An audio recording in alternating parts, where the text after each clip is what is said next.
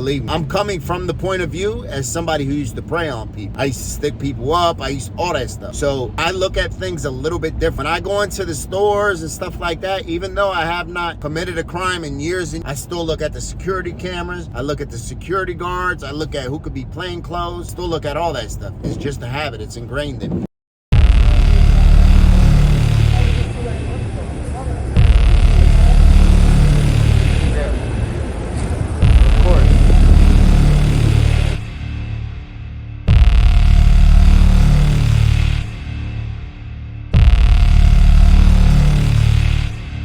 Shot at two men attempting to take his car in one of the city's latest attempted carjackings.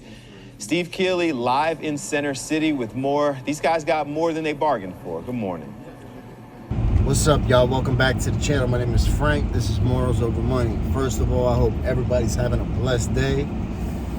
It's a Friday. I hope your week went good. If it didn't, I hope your weekend gets better. We're dealing with some shitty weather today, though. So it's snowing where I'm at heavy. There's a video that I've been wanting to make for a little while now. So as of the 16th of January, 16 days into the new year, Philly already had 100 carjacked. So that's extremely high for Philly. A lot of the carjack have been happening when people driving, they get hit by another car from behind, not real hard, just like a little fender bender, right? They get hit. When they get out of the car to see what type of damage is, the car that hit them, 3 or 4 young boys hop out with guns, take the car, usually take any valuables that that person has. Now they also, a lot of people are getting carjacked that are just sitting in their car. If you're sitting in your car on the phone for a couple minutes, Philly's the wrong place to do that. So think about it. Think about how many people go to get in their car, hop on their phone, maybe punch in GPS, maybe put on their favorite podcast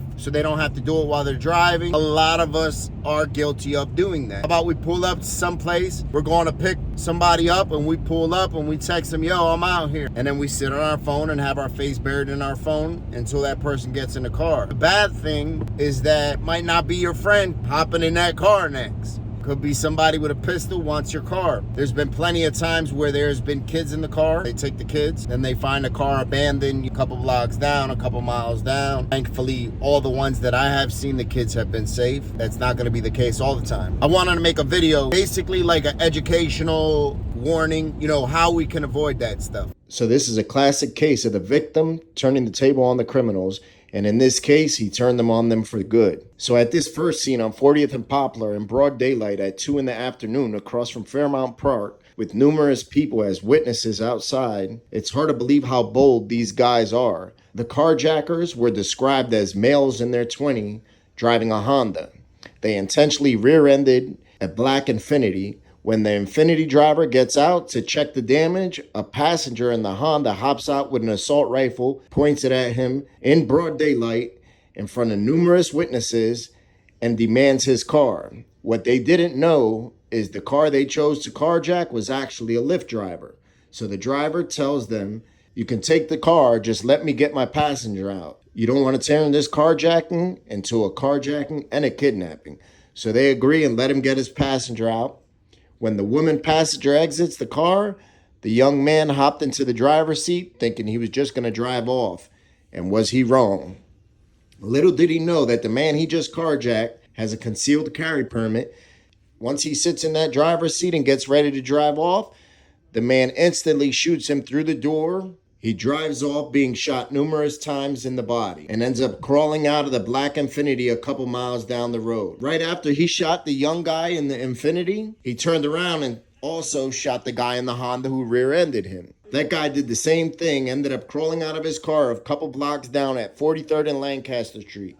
So when the people see them crawling out of their car bleeding, they instantly think that they're victims. Little did they know, they were actually carjackers who happened to have the tables turned on them.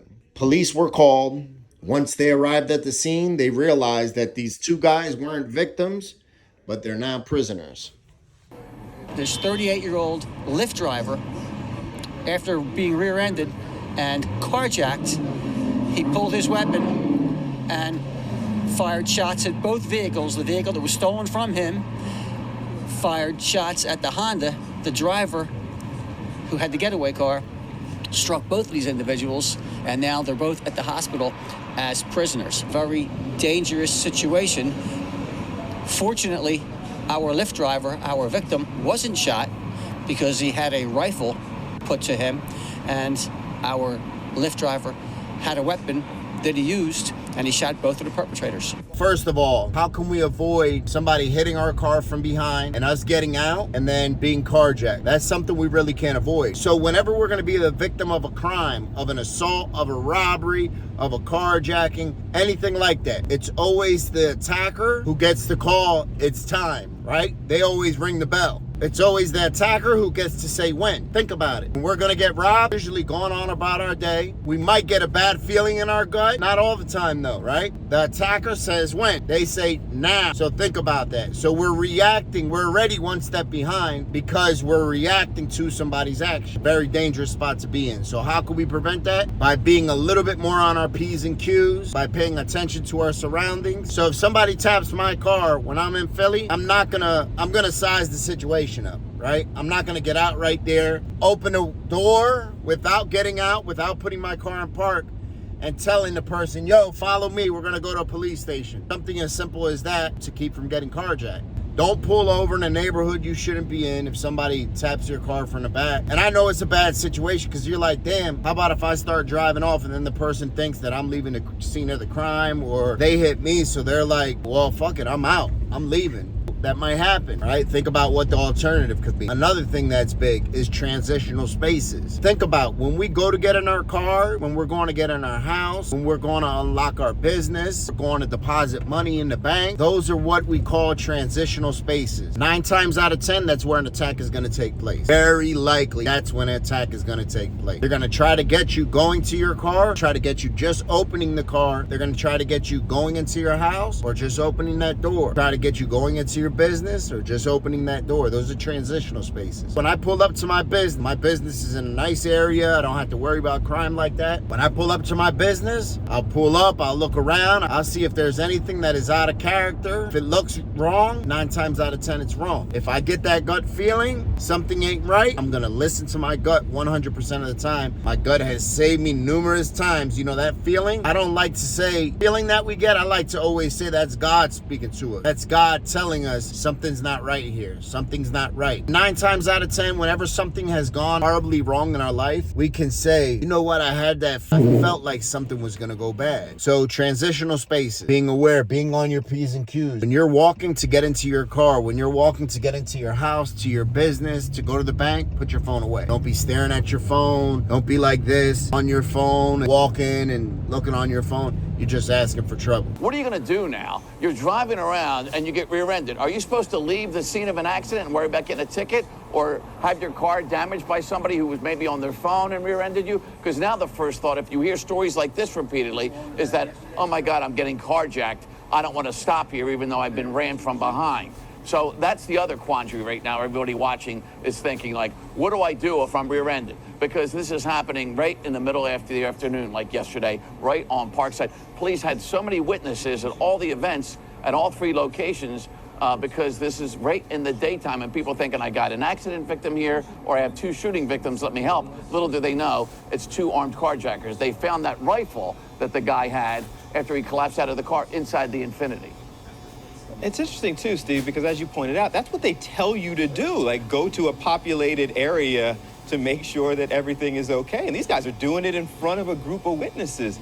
I'm coming from the point of view as somebody who used to prey on people. I used to stick people up. I used all that stuff. So I look at things a little bit different. I go into the stores and stuff like that. Even though I have not committed a crime in years, I still look at the security cameras. I look at the security guards. I look at who could be plain clothes. Still look at all that stuff. It's just a habit. It's ingrained in me. Number 1, transitional spaces. We have to be aware of them, be on our P's and Q's, because if attack is gonna come, 9 times out of 10, that's what is gonna come. So what do we do if an attack comes? I always say it like this. Should have insurance on our car. All that stuff is replaced. Car, type of property is replaceable. Give them what they want.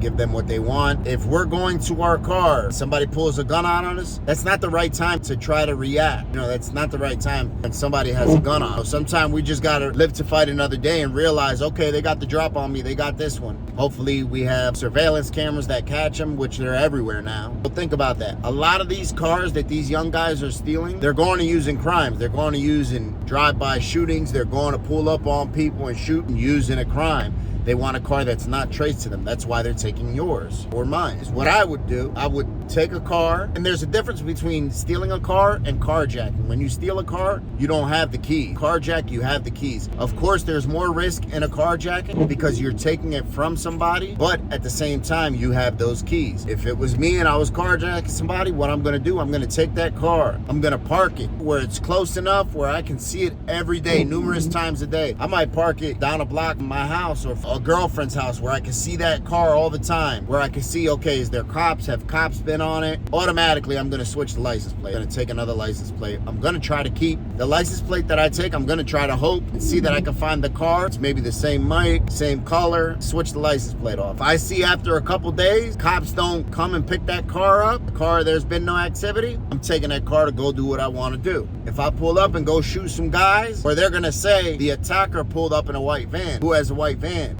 I don't know. Frank don't have no white van. You see what I'm saying? That's what a lot of these cars are being used for. It's no coincidence. Philly is at an all-time rate of carjacking, car theft, and their homicide rate is at an all-time high. It's not a coincidence. They go hand in hand. So first and foremost, be on our P's and Q's. Secondly, sometimes we got to understand when we're in a bad situation and we got to live to fight another day, give them the car. Give them the car. So in Pennsylvania, we cannot use deadly force to stop somebody from stealing.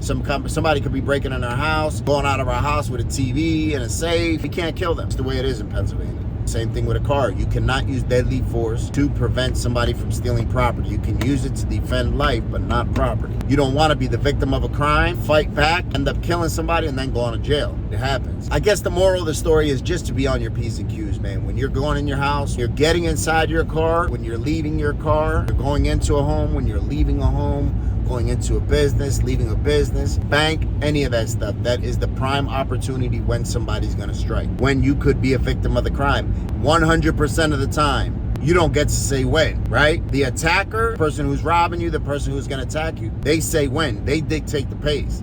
They say this is gonna happen right now, just reacting to it. So I just wanted to put a little bit of this out there. I've told you guys this before. People that have been criminal for a large part of their life, we look at the world different. 100% we do. We look at the world from a different angle. When we're doing good, that could be a good thing because we can help people. When we're doing bad, of course, it's not a good thing. So I just wanted to share some of that with y'all. Hopefully everybody stays safe. Everybody that's watching this video, everybody's loved ones stay safe. And remember, it's never worth losing our life over for something that we can replace, right? Have a great day, y'all. Remember to be kind, loving, and patient.